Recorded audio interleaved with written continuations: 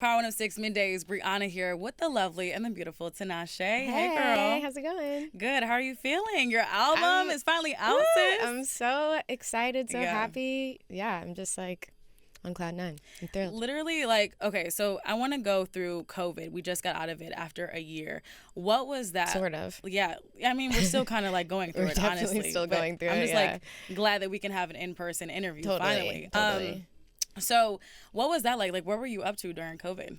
I mean, I was lucky that I already had the studio set up in my house. Like, Yeah. I basically record my best work when I'm in my own space and I'm able to just kind of like be the most authentic. My authentic self, I guess.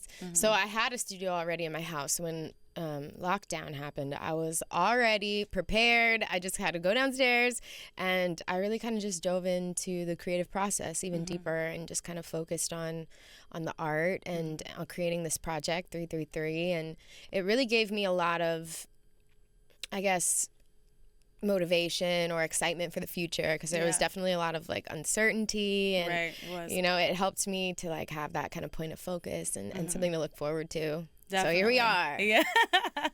And I just feel like with COVID, like a lot of us, we had to focus on our mental health. So what did you do just to get like your mind right throughout that time? I think it was a lot of just kind of having a self-awareness of my thoughts and being really, I guess, transparent with like the patterns that I would think in, the things I would think of myself, just kind of challenging the things, I guess, that were holding me back. I guess I like put myself through therapy in a way. Really? Yeah, like I was just very, very self-reflective, like went very deep in terms of like, I guess, my spiritual journey. My house was like full of plants and flowers and candles and incense, and I was doing my workouts in the morning on Zoom, and just trying to stay active and trying to definitely keep my mental health like in check, and also keep myself inspired. I think I was really able to kind of tap into the inspiration that could, I guess, just like give me something that I could be excited about. Yeah. So that's what I did. And I feel like for me, like, I'm gonna be honest, when COVID, I went through a whole entire breakup throughout throughout the process. It was the worst. So for me, timing. It was terrible timing, but just a realization that I needed to focus on myself, which I'm sure you do too. Absolutely. And I really want to just go in on the fact that your album, which I absolutely love, by the way, Thank congratulations, you. 333, out now, guys. So I want to recommend a lot of single women specifically to listen to this album. What advice would you give to women who are going through breakups right now?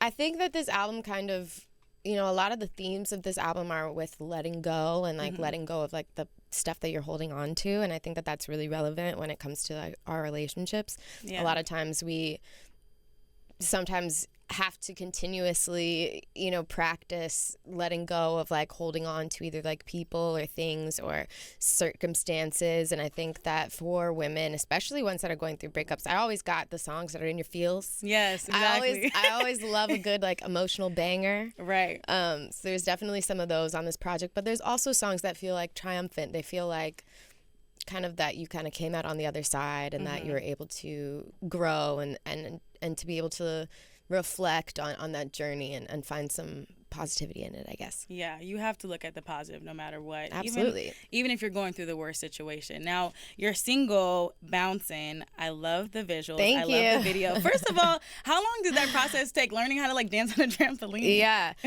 We did 3 days or 2.5 days of rehearsal for that. Okay. Which was very like painful, literally. Like we had bruises on like my shoulder, on my knees. My whole foot was all bruised up, but it was really fun. It was so worth it. Working with Paris was amazing. Yeah. I had the idea of the trampolines forever, like literally since like I made the song.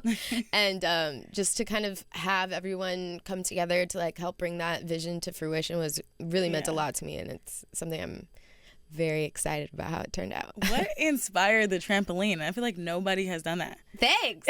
Nobody has done that. You're the first. Yeah, I guess. Okay. The closest thing that I can say was an inspiration was OK Go, Here It Goes Again video of them on the treadmills. Oh, and yeah. I really thought that was just like so cool and interesting how they used this really mundane object in a ironic, but at the same time, totally not ironic way. Yeah. And I thought that that was always really interesting. And honestly, I don't really know where that concept came from. But a lot of times that's what it's like to come up with ideas for me. They just kind of like pop into my head. There's not necessarily like a rhyme or reason. Like I'll just sit there with the song, I'll listen to the song, or maybe I feel like I was at my grandma's house when I had the idea initially. Not your grandma's yeah, house. I think I was at my grandma's house. And I when I'm at my grandma's house, I like walk outside a lot because she lives like near the woods and stuff. So I would just be walking. Then I'd just think of an idea. And I'm like, that would be cool. That would be tight. Yeah. So, yeah. Where do you feel like you get your most ideas from? Like, is it like walks? Is it nature? I just interviewed Khalid yesterday. He says he just loves natures and plants. Like, is that your whole thing too? Totally. I feel very inspired in nature and very inspired just whenever I'm like moving as well. Right. I think that's a lot of why I incorporate dance into what I do so much because having, that the ability to express yourself, B, I think it makes you just feel better, like physically, like a serotonin release, when you're able to like move and dance. And so that could be walking, that could be outside, that could be just dancing around the house, you know. Finding inspiration there. I love that. One of my favorite songs on the album, I would honestly say, I was telling your manager, Jeremih. How did that come up with Hitmaker? Like, how is it working with him and Jeremih? It was really fun. I've made a lot of songs with Hitmaker in the past that are some of my like personal favorites. Yeah. And so I think every time that I start a new project, I'm like, let's get back in, let's do something else. And that song again was just like very effortless, really easy in the studio. We made like 5 or 6 songs that day, and that one always really stood out to me. I thought the melodies were super interesting, and that's just kind of how it all came together. Yeah, I definitely feel like this album is very just female empowerment, which I think is just so important, and I always preach about it and talk about. What would you say is like one of your favorite songs on the album? It's hard to say. I have a lot of favorites for different reasons. Yeah. I guess today my favorite song is gonna be I love how you said today. Today it is gonna be Small Reminders. Okay, and why is that? I think that song really encompasses what I want to tell in this album. I think it is a really reflective song. It talks a lot about like looking at yourself and again kind of thinking about like your thought patterns and the things that maybe I was thinking and going through in 2020 and the questions I was asking myself, and also just like the mantras that I was reminding myself. I do think that in 2020 we dealt a lot with thinking about like our mortality, thinking about like the fact that we're only here for a limited period of time, and you never know. You have to live every moment to the fullest. You have to be there and be present. And I think Small Reminders really touches on that. Yeah. And that idea. And I think it's a good reminder for the listener and the fans, and also, me, myself, to have that song. Well, what do you want people to feel when they're listening to your album? There's a small roller coaster of emotions on it. So I do hope that people, can relate to whatever part of it that they can relate to. But I hope that overall, I guess I just want them to see, I guess, the energy and the passion that was put into this project. And I feel like that's, at least for me, that's what makes this album like so special, is because there was so much like passion and attention to detail, and it was such like a fun thing to create and roll out that I just hope that it translates, I guess. I feel like your sound for this album versus like your previous ones is very different, and I really just want to go back into that and dig into why you decided to make this very like intricate and detailed sound to this album. Yeah. Again, I'm not exactly 100% sure. A lot of times where like my ideas come from, they're not necessarily super calculated. I think for me it was just about like trusting my instincts, and in doing that it kind of guides me in the musical direction that I'm just gonna go on. Whether that be, I think I like to experiment with a lot of different sounds. Mm-hmm. And that's always been the case for me. But I think it's really interesting how each album is evolving and how they all do have kind of their own persona, but they still can fall into the same universe sonically. And I think that that's really interesting. I don't like to be stuck in one box or one zone. Yeah, of course. And also for this project, I really wanted there to be a lot of energy behind it. So that's why there's a lot of, like you said, intricacies and also a lot of tempo. I think a lot of the songs really feel like energized and bouncing upbeat. So those were my main thoughts. It really wasn't like a calculated thing. It was just like a gut feeling. Yeah, and it's very interesting. So 333, why that title and also the third eye? I'm interested. Yes, well, 333 to me has always just meant like good things are coming, good things are happening, like just trust the universe, like you're on the right path. And it's just a nice, gentle reminder of that every time I see those numbers. So I kind of wanted to present that to my fans in a way as well.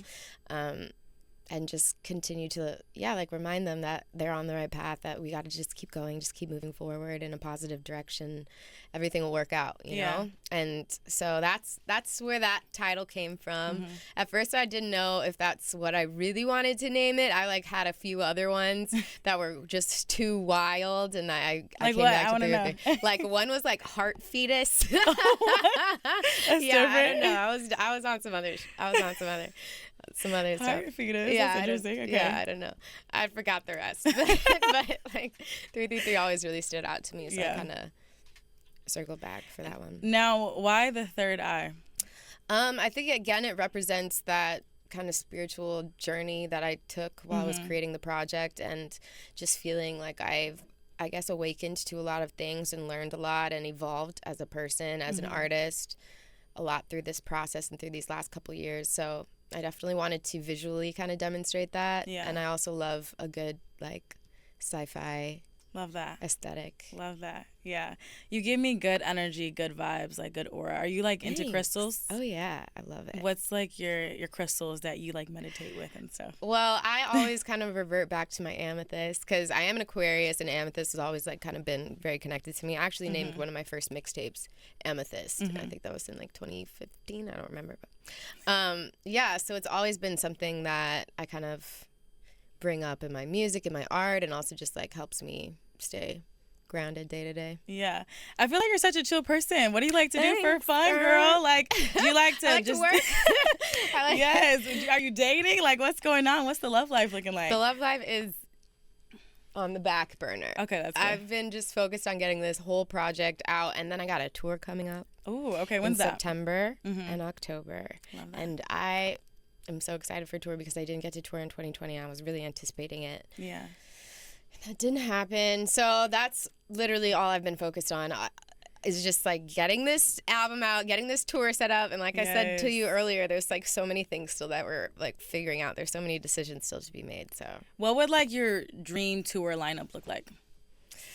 Ooh, you mean like other artists? Yes. Like if you can obviously be the headliner, like if you can have like maybe 5 other artists on there, who would like your dream lineup be? Well, okay, I would want to see all of like the divas. Okay. So I want like Janet Jackson. Ooh. I want Beyonce. I want Britney Spears. Okay. I want like, this is gonna be the show of all shows. Yes. How many was that? That was 3. That was like 3. How many? Yeah, we got 2 more. I got 2 more. Okay, it's gotta be women. We gotta keep it female power. Yeah. Okay, let's throw in like Meg and Doja. Ooh. And that show is going crazy. Literally so crazy. I really like that. Okay, so you said Janet, you said Beyonce, Meg, Doja, and who was the other one? Britney Spears. And Britney Spears. Yeah. Poor Britney. She's been going through it, man. Yeah. We love Britney. We love her so though. much. Yeah, so seriously. Much. So what's next? Like what's going on? So you said you have some shows coming up. Shows are coming up. Has that been announced already? Yeah. Okay. Tickets are on sale now. Go get your tickets. So who's gonna be there with you? Ray Ami. Okay. Ray Ami. I believe that's how you pronounce her name. I gotta like triple check that because that's really embarrassing that I can't like. Anyway, she's amazing. Dope. She's really, really, really dope, and her music's really cool, and she's like experimental and edgy, and like, it's like I said, I just want like a female-driven show. Yes. So it's going to be a fun one. You got to come. Yes, I want to. I have not gone to a concert. I want to say it's been like 2 years. It's crazy. Yeah, I mean, me neither. Yeah, it's been such a long time, but I'm excited for it. So hopefully, we can get that into full effect soon and nothing be canceled. So November is now National Hip Hop Month. Oh, really? It's like the first ever. Yes, that's absolutely. Fun. So I want to ask you, what's your favorite moment that you've had with a hip hop artist that you can recall? Probably when I went to Atlanta and I worked with Future on How Many Times, or I guess we did a couple songs, but How Many Times was the one that I put on my first album, Aquarius, and that just whole experience of like going to Atlanta, like working with his engineer, like working in his studio was just really fun, really dope to see his process. A lot of times when you work with artists, they just send the verse. Right. So that's one of the times that sticks out in my mind of me actually being in the same room as we were making the record together. And so that was really special, really fun. We took a break in the middle of the session to go to the strip club, of course. Of course. And then we came back and we finished the song. Oh my gosh. And I just remember him like going in and like, I guess he like freestyled his verse, sort of. Yeah. Like it was like a controlled freestyle. Like That's he had like a freestyle and then he'd be like, let me do that again or whatever. But he didn't like write it down. Yeah. So it was cool. That was Who fun. was like your favorite artist to work with and be in the studio with? Or maybe just dream artists that you haven't worked with yet? Well, like I said, I haven't really been in the studio with a lot of the people that I have collaborated with. So it's kind of hard to say who's my favorite to work with. But I do love working with K-Tronada. He's amazing. Yeah. K-Tronada's on this album, and, working with him is always super easy. And we have, like, a really good chemistry, I think, when we're creating. So I'd probably say K-Tronada. That's my answer. Love that. Well, is there anything that we missed that we haven't talked about that you want to just, maybe advice you want to give to your fans? Let's see. If I could give my fans some advice, it would be, just stay up, stay motivated, stay positive, stay looking forward to the future, stay inspired, whatever you need to do to like make sure that you're going down that path. Hold yourself accountable, set barriers, set boundaries, do what you got, like learn a routine, practice self-care, and hopefully we'll all get through this. Yes, 333 out now, guys. Tinashe, I really appreciate you this happening. Thank you, guys.